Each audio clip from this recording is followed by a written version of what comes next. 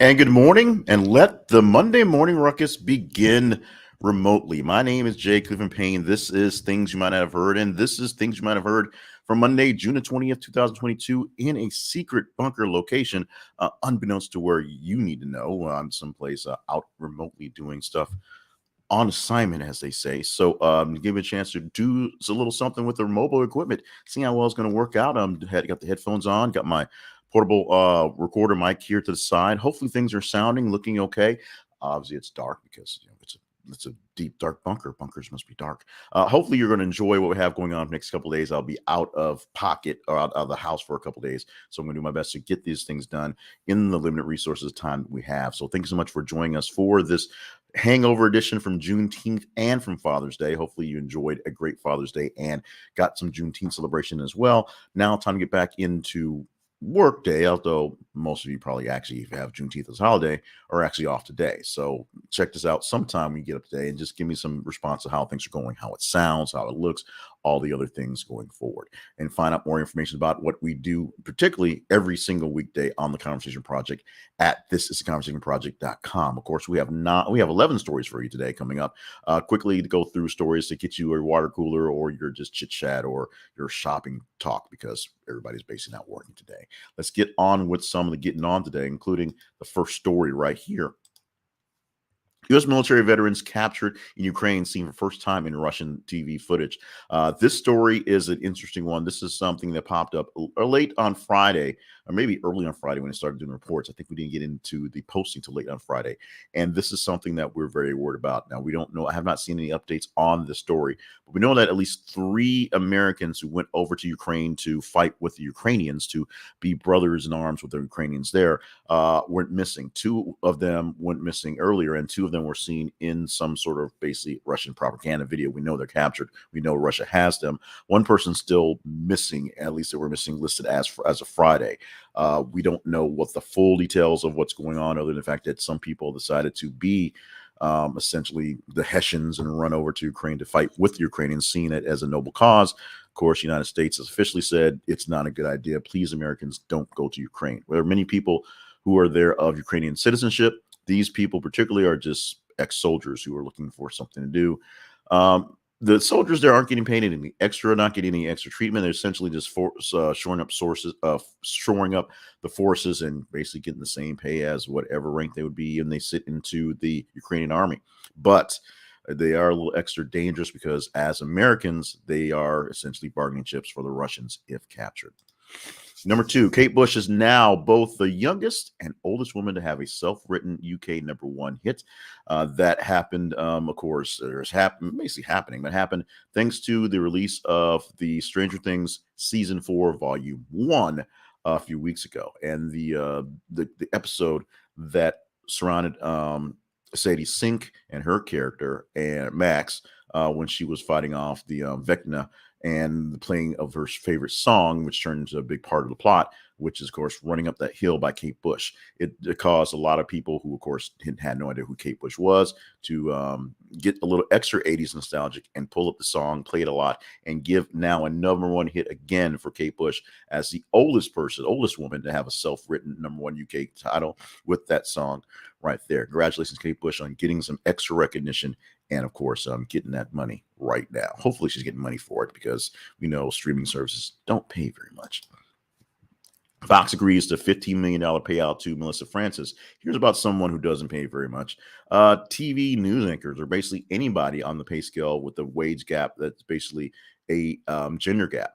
Women don't get paid as much as men on average, and by a whole lot in most cases. Now, that's changing in some cases, but not quite fast enough for people like Melissa Francis, who used to be a Fox News and Fox Business host, anchor on the station. And she basically said out loud to some people, hey, why am I not making as much as these folks on this level? Which is a good question.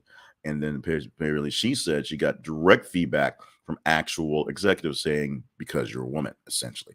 And with that, There's a lawsuit. She gets $50 million to kind of make things better, if you will. Although now if she is still doing news, has to find a new news home and going forward. What happens in a lot of cases of people who actually are whistle type blowers, and it's not necessarily on big scandals, but just things like I'm not getting paid enough money, I'm working too hard for things like that, is they actually go off on their own and they kind of go off into the ether of craziness.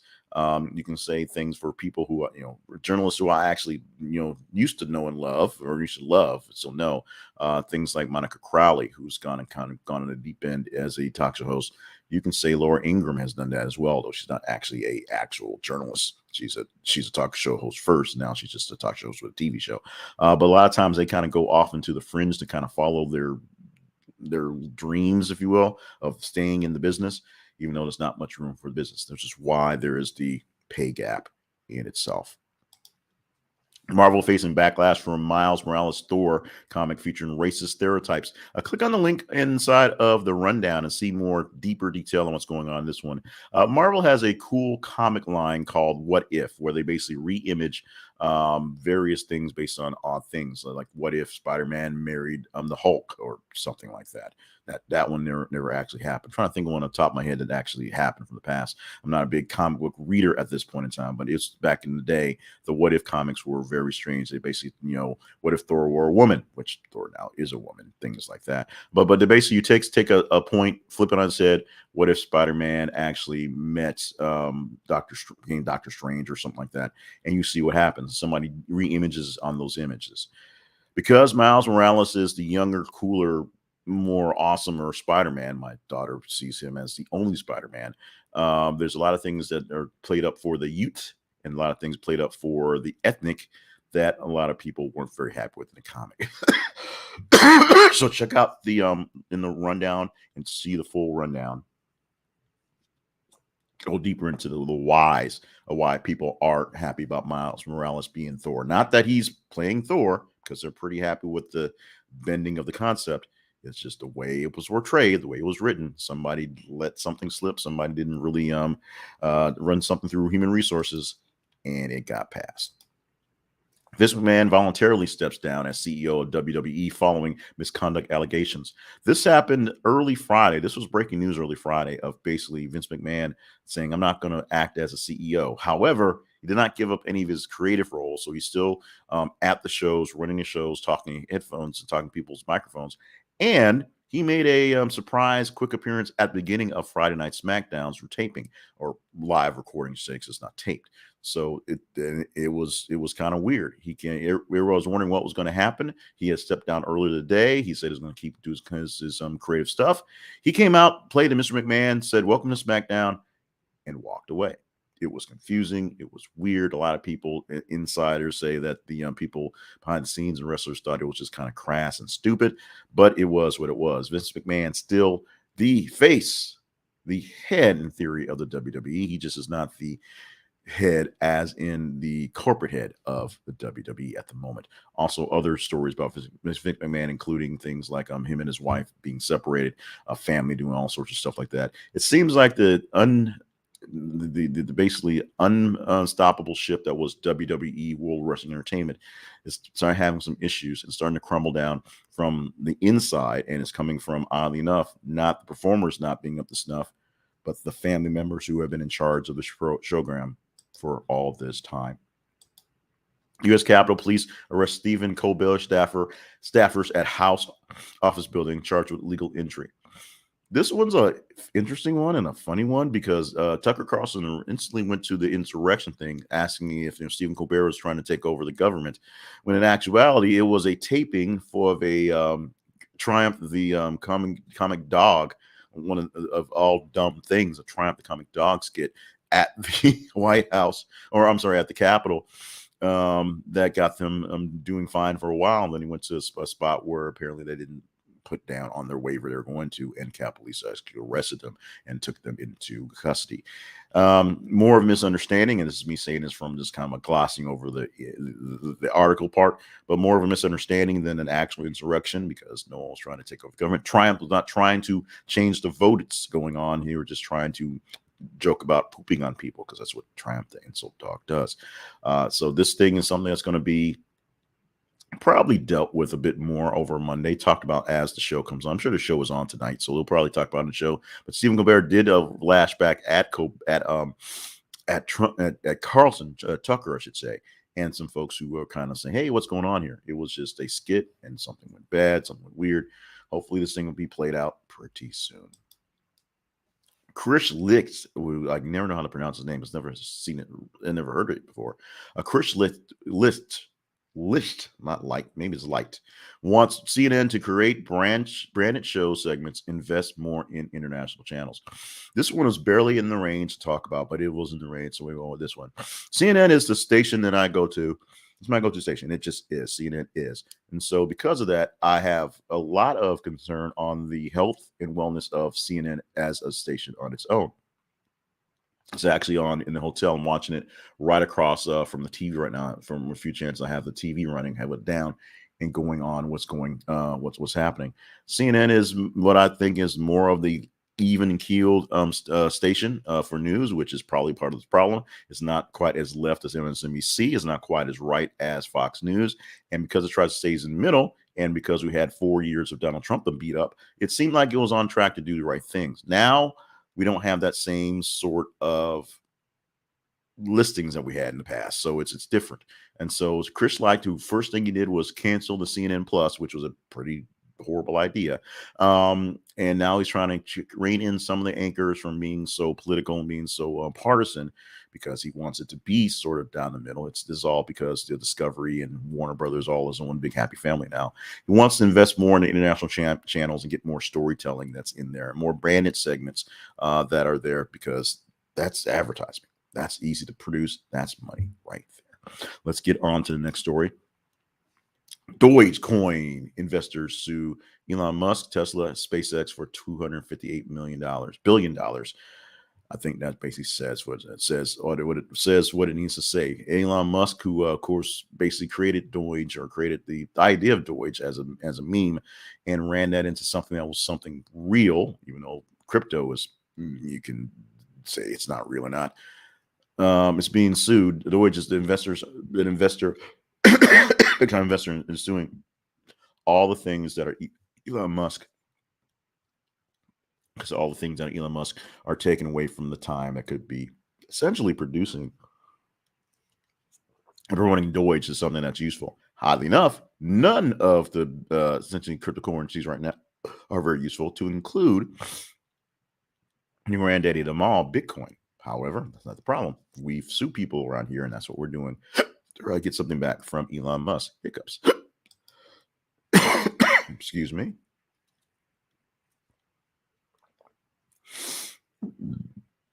Excuse me for that. We're trying to get to do this one as best as possible. Hiccups, can't really fight hiccups. Flight cancellations top 1,200 Friday, second day of air travel woes. 19 story in the range of 30 today. Now, the air travel issues is a big issue. Now that summer starts officially tomorrow, now's the travel time. Now it's time for people to get out and get away. And we've been seeing these large travel weekends or large travel occasions where things aren't happening. This being a 4-day weekend, or 3-day weekend, 4 days for some folks, essentially a good time to get out and big jump on travel. People, not so much the Juneteenth traditional travel, but hey, it was a holiday, it's a day off. And weekend travel and midday travel has been an issue, because airlines have not caught up to demand. They're not back up to speed after cutting back so much during the pandemic. Now people are trying to get back into the air, trying to get back into travel. And they're, betting on airplanes because gas is pretty high. So they're trying to give a shot at airplanes, but there ain't no airplanes around. To be honest, my flight yesterday was pretty okay, pretty awesome. We had some issues with the plane, as we did. It's a little late getting off, but unfortunately, a full flight as it was. But a quick flight, no issues whatsoever. So I'm very happy with my experience that I have flying right now. Many people are stuck in various layovers and places that they had not get through, trying to get home on Thursday, still working their way home on Monday. That's not good.